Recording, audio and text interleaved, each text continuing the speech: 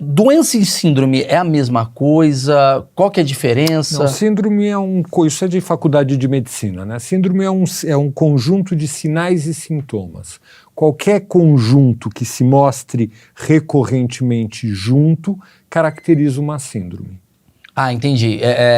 Doença é uma coisa que pode ser pontual, é isso que você está querendo me dizer? Pode, não, mas a síndrome se refere aos sintomas que aparecem. Síndrome de burnout. Então tem uma série de sintomas que o burnout tem. Ah, tá. E aí você fala, é a síndrome de burnout. O transtorno de burnout é a doença propriamente dita, como um todo, completo. Síndrome é apenas os sinais e os sintomas. Tem um monte de conjunto de sinais e sintomas que a gente não entende completamente ainda. Então a gente deixa com o nome de síndrome e deixa lá largado. É isso? Então síndrome é como se assim, tipo, não necessariamente é a doença específica, mas Não, assim, são são sinais casualidades que podem gerar a doença específica. Não, a manifestação. A manifestação, interessante.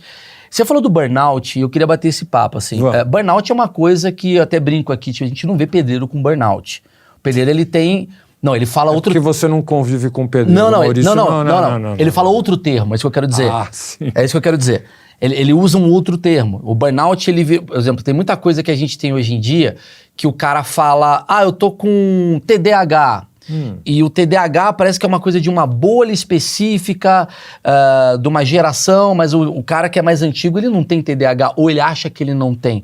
Essas síndromes novas que estão aparecendo, esses nomes, burnout, borderline, TDAH, qual mais? Vamos botar aqui, tem várias. O TDI. Sim. O TDI.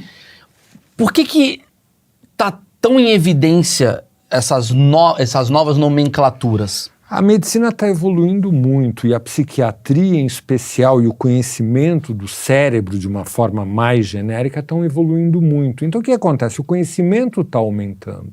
Aumenta o conhecimento, aumenta a nosologia, quer dizer, você tem mais detalhes. Quando eu me formei, não existia o diagnóstico de déficit de atenção. Para você ter uma ideia, o que correspondia hoje ao déficit de atenção era chamado de disfunção cerebral mínima e englobava um monte de coisas que não tem nada a ver com o transtorno de déficit de atenção que a gente tem hoje.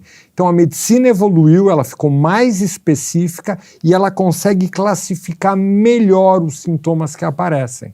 Entendi. No autismo também isso está acontecendo. Borderline não existia quando eu me formei. Me formei em 79, só para deixar bem claro. Sim. Assim, não existia diagnóstico de borderline. Então o pessoal foi prestando atenção, foi entendendo, foi criando correlações com ressonância magnética, com tomografia computadorizada, com testes mais específicos e foram surgindo diagnósticos novos.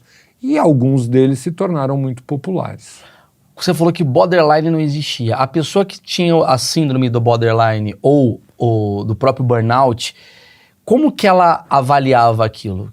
Era classificado num diagnóstico mais genérico, mais abrangente. Estresse. Por exemplo, o borderline ele tem momentos, tem picos muito fortes de euforias. Depois foi se descobrindo que é um pico reativo, mais localizado, mas como a gente não sabia disso, não tinha esse diagnóstico, essa visão, a gente botava no quadro dos bipolares e pronto.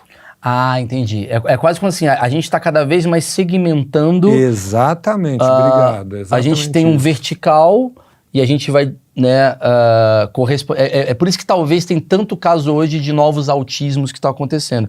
Porque as pessoas antigamente não encaravam isso como autismo. Não existia o diagnóstico de autismo em adulto.